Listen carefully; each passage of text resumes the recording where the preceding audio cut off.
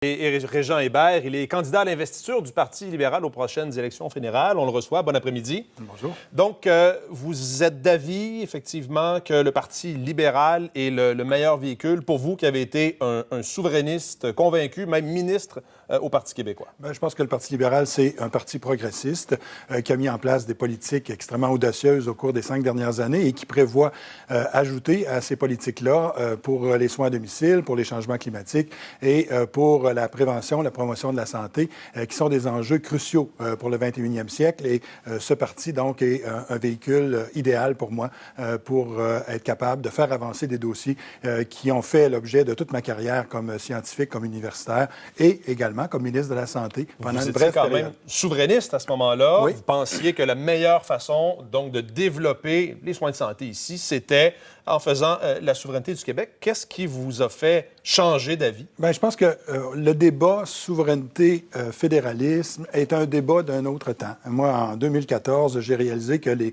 citoyens québécois ne voulaient pas en entendre parler. Vous ne l'êtes plus souverainiste? Je ne suis plus souverainiste. Je pense qu'on peut faire un développement intéressant pour le Québec à l'intérieur de la Confédération canadienne et que dans une période où la mondialisation est extrêmement importante, je pense qu'on est plus fort si on est dans un ensemble canadien que si on est séparé, parce que les enjeux sont mondiaux. Les changements climatiques, ça n'a pas de frontières et il faut s'attaquer à ces enjeux-là avec une puissance que nous fournit la Confédération canadienne. Vous voulez vous présenter pour le Parti de Justin Trudeau dans Longueuil-Saint-Hubert, oui, un endroit où il y a des gens qui se croient toujours en la souveraineté. Comment vous allez expliquer aux gens que vous allez rencontrer ce changement de cap? Bien, je vais leur expliquer le cheminement que j'ai eu.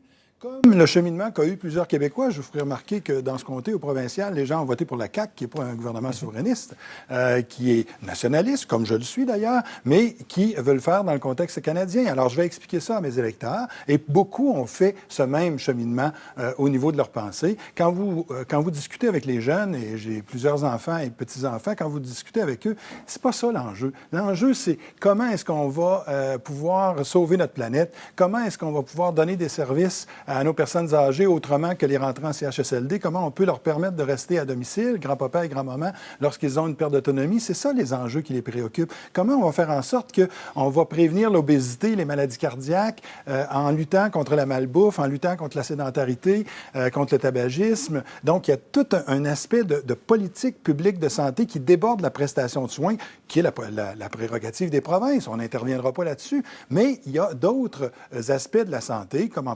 promotion, prévention, dans le financement des soins à domicile, où là, on peut s'asseoir, le fédéral avec les provinces, et trouver des solutions audacieuses à des problèmes d'aujourd'hui. L'endroit où vous avez siégé pendant quelques années, l'Assemblée nationale, on a vu le retrait du crucifix, l'adoption de la loi sur la laïcité. Le PQ, votre ancien parti, a voté pour. Vous vous retrouvez dans un parti qui a dénoncé.